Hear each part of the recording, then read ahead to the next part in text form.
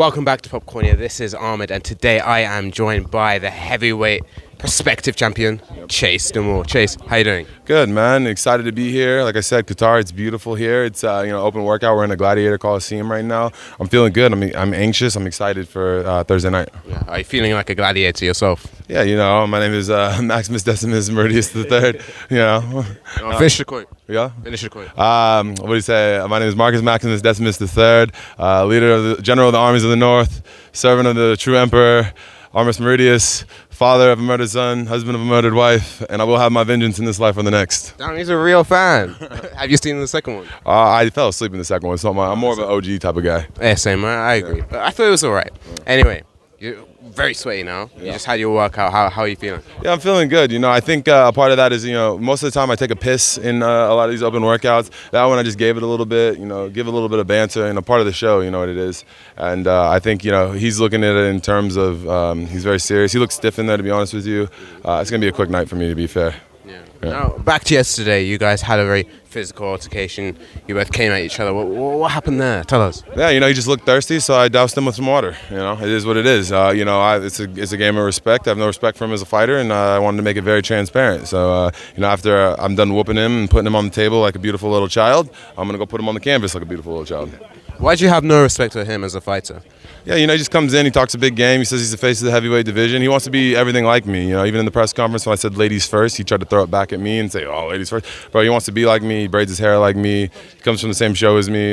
He's not the face of the heavyweight division. I've been the face of the heavyweight division. I'm Red Panty Knight, as Conor McGregor would say. I'm the big money. Everybody wants to fight me, and I gave him an opportunity to compete for a belt. And unfortunately, his second fight, I'm going to have to show him there's really levels to this sport.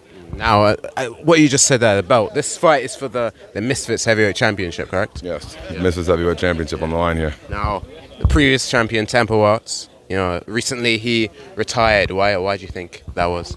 Yeah, the thing is fair play to him. If your heart's not into a sport anymore, you can't force yourself into the ring. People die in the boxing ring all the time. It's a very dangerous sport. But, if I'm being on the egotistical side of things, if I'm being the GOAT, the Chase persona, I would say, I was his mandatory. He was faced with either fight Chase or retire the belt. I think that said everything that needed to be said about, our first fight. Yeah, it was a shame that he retired because I was quite interested to see the rematch between you both. You and me both, brother. You and me both. Yeah, now let's take you back to the Kelz's fight, his recent fight. What did you think of his performance in that? Yeah, to be honest, he was getting beat the whole fight. I think Tobes, a guy that's half of his size, put up a good show. But the thing is eventually he didn't have a gas tank to finish off Kelz. He put him down, and that's all you really need to do in those 4-round fights. Put him down once and you lose. Kelz, he threw that slow two, closed his eyes, sent a prayer, and the prayer was answered. But come Thursday, that nobody's calling, nobody's coming. Now that was his boxing debut, so do you not feel that in this fight he might have improved and be prepared for you? Here's the thing: is that fight was a couple months ago. I'm not saying he hasn't improved or he hasn't gotten better, but I will say that victory can be your biggest enemy. You know what I mean? So whereas me, my first fight I lost, I went straight to the gym and I was grinding and I was training for months to get better, come out and fight Stevie Knight, and was a night and day fighter. Whereas my first victory against Corey Wharton on Social Gloves, I had a similar thought process, I don't really need to work as hard, I'm the greatest. And then I found out a little bit against Josh Bruckner. And, I think that's going to be the case here. He's going to go in there.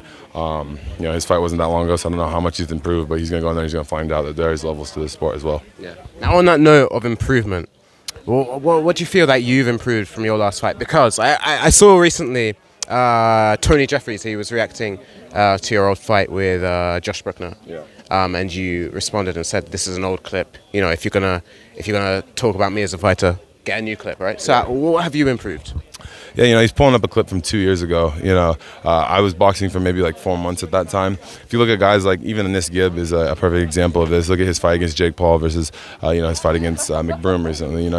You see the levels in this sport, and when you become committed as a crossover boxer and you turn into the more pro scene, you really develop a lot. So for me, understanding the fight game, understanding temperament, understanding conditioning, cardio, how to not blow your load essentially, it's huge, especially in the heavyweight division. And turning over my shots more, getting the jab up, getting back to defense, getting back to boxing. You know what I mean? So there's a lot of improvements to be made, and where I come from, we call it belt to ass.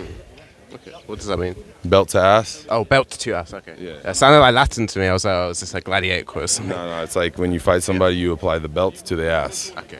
Okay. Pretty simple quote then. Yeah. Yeah. But no, to me, you seem quite ready. Like you, from even what you were saying, you seem to understand boxing and all the theory behind it now. So, well, what caused that change? Did you like add new team members or what?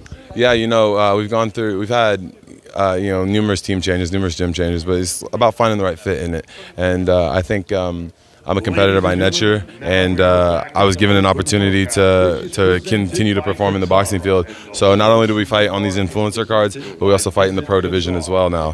And I'm so confident in this fight on Thursday that we have another scheduled fight December the 7th, and then another scheduled fight December the 21st. So we're busy for the rest of the year fighting. I mean, you're taking it really seriously then. Yeah, full on pro. Okay. Just a couple more questions for you. So, your fight with Kels. Give me a pretty detailed description, not a basic description like you give other people. Tell me exactly what happens and exactly what the people will see. Yeah, so we're gonna go out there. We're gonna do the face-off. He's gonna do that little zombie stare that he always does, try to intimidate somebody. We're gonna go to the corner. I know his heart's beating. I know he's nervous. Everybody gets nervous for a fight. We're gonna go out there, and I'm gonna start off with a very strong jab. And he's going to see like I have some power. He's going to stay his distance. He's going to try to counter it right away. He throws this ugly backhand thing. A lot going on with that, but I think he's going to blow his load early. He's going to be gassed. He might finish the first round. That's our plan. Let him get out of there. Come the second round, we start landing on him a little bit, and then I think we knock him out the third round because he's going to be so gassed. Okay, perfect. Very, very detailed description. I can tell you've been studying tape, so I'm definitely going to look out for your fight. Last question, main event, what are you thinking? I'm rooting for Gib and Slim are both my friends. I like them both a lot, but I'm rooting for Slim on this one just because Slim's a misfits fighter, and we can't let Gib come in here and ruin our promotion, you know what I mean? You saying knockout? I think it goes the distance. I think Slim by points. Okay, no one's actually said that. Everyone says either Gib points or Slim knockout, but that's a more interesting take from you. Yeah, I know boxing though. Okay. All right, now, so check out Chase's fights in December. December 7th, Tijuana, Mexico. December 21st, New Jersey. You heard. And anything else coming up for you? You're just going to enjoy the holidays after that anyway. Okay, perfect. Where can the people find you? You guys can find me at Chase Demoor across all platforms. Okay, well, Chase, lovely speaking with you. You've made me very excited for your fight now. Yeah, it'll be good, man. Tune in. All right, take care.